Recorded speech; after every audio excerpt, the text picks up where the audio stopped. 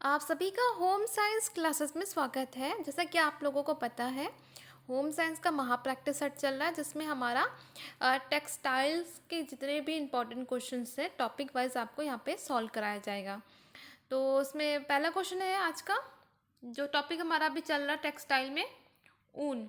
ठीक है, ऊन का फर्स्ट पार्ट हो गया था, ये सेकंड वीडियो है, लास्ट वीडियो। ठीक है, उसके बाद नेक्स्ट टॉपिक को कवर करेंगे। तो ऊन का जो हमारा 18वां क्वेश्चन है वो है, व्यवस्था की संगठन प्रक्रिया को सही क्रम में लगाइए।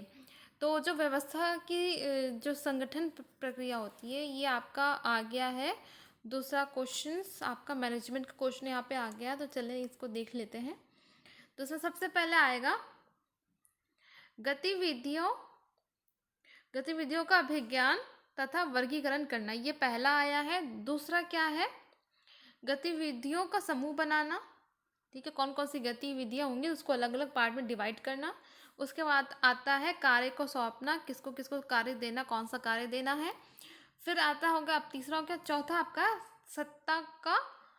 सत्ता को सौंपना। ठीक है, ये चौथा है, सत्ता कौन कौन से कार्य के लिए कौन सा मतलब किसको कौन सा कार्य देना है, ये आप निर्धारित करेंगे। उसके बाद आता है तालमेल बैठाना, कि सारे काम अच्छे से हो रहा है, सारा सब लोग मिलके काम अच्छे से कर रहे हैं कि नहीं। ऊन के उत्पादन का सही क्रम दीजिए। तो ऊन के उत्पादन का जो सही क्रम है उसमें सबसे पहला आएगा काटना। ठीक है, ये पहला आ गया। जब कटाई होती है उसके बाद आता है उसको श्रेणी में रखना। ठीक है, उसको विभिन्न श्रेणियों में रखा जाता है। उसके बाद आता है कार्बोनाइजिंग करना। ठीक है, जितने भी कीटाणु है सब मर जाते हैं। फिर इसके आता है धुनाई करना, जिसमें छोटे बड़े रेशे अलग हो जाते हैं। फिर इसका चौथा हो गया। पांचवा क्या है, कंघी करना। ठीक है, धुनने के बाद कंघी किया जाता है, जिसमें बड़े रेशे अलग हो जाते हैं, छोटे अलग हो जाते हैं। ये हो गया हमारा। फिर नेक्स्ट क्वेश्चन हमारा, सूची फर्स्ट को सूची सेकंड के साथ मिलान करना है। ये फर्स्ट है, ये सेकंड है, इसको आपको मिलान करना है। तो यहाँ पे पूरा नहीं दिया है, यहाँ पे देखते हैं। देखिए, खींची हुई ऊन को मरे हुए जानवर से प्राप्त किया जाता है। पवित्र ऊन, ठीक है, ताजी बिना उपयोग मिलाई हुई ऊन से किया जाता है, पवित्र ऊन उसको कहते हैं।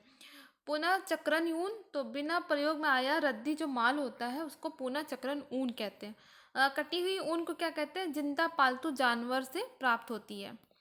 ऊन के विनिर्माण तथा प्रोसेसिंग का अनुक्रम बताइए। जो इसमें सबसे पहला आएगा आपका तंतुओं का श्रेणीकरण करना। पहले तो ये पता होना चाहिए कौन सा छोटा तंतु बड़ा तंतु, उसको अलग करना है आपको। उसके बाद स्क्राउलिंग करना है। ठीक है, ये दूसरा हो गया। तीसरा क्या है, कार्बोनाइजिंग। ठीक है, आपको अभी बताया गया है। तीसरा हो गया। चौथा क्या आपका आएगा, चौथा धोना तथा तेल लगाना। चौथा हो गया। पांचवा क्या आएगा इसके अंतर्गत, लेप निर्माण, पांचवा। छठा क्या आएगा, छठा आएगा आपका टॉपस तथा नायलॉन को अलग करना। ये हो गया सारे क्रम।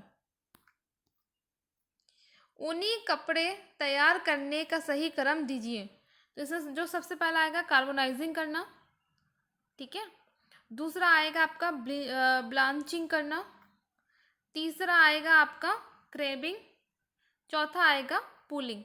सही हो गया क्रम आपका। नेक्स्ट है हमारा क्वेश्चन है, कथन अभिकथन आपका दिया गया है। ऊन कुचलने से सिलवटें आसानी से ठीक हो जाते हैं। तो बिल्कुल सही है, ऊन कुचलने से जो सिलवटें पड़ती है वो नहीं होती है। इसमें उत्कृष्ट बढ़ाव की विशेषता होती है। तो ये भी सही है, लेकिन व्याख्या इसकी गलत है। ए सही और आर दोनों सही है, व्याख्या गलत है ये आर की। सूक्ष्मदर्शी से ऊन का तंतु दिखता है, कैसा दिखता है, शल्क जैसा दिखता है।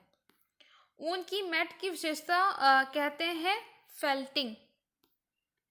ऊन की आणविक संरचना में सबसे कमजोर जोड़ कौन सा होता है, अम्लीय जोड़। ठीक है, अम्ल से इसका धुलाई नहीं करना चाहिए।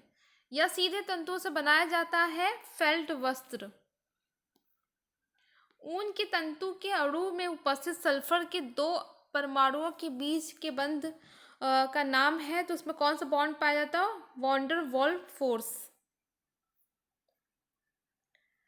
नेक्स्ट क्वेश्चन है हमारा, ऊनी वस्त्रों में सिलवट प्रतिरोधक का कारण है, तो आपका इसमें होता है अच्छा लचीलापन का कारण, क्योंकि ऊन जो होता है ना, लचीलापन बहुत ज़्यादा उसमें पाया जाता है, और अच्छी प्रतिस्कंदता जो पुनः वापस आ जाती है ना, आप एक बार प्रेस करते हैं तो दोबारा अपनी जगह पे वापस आ जाती है।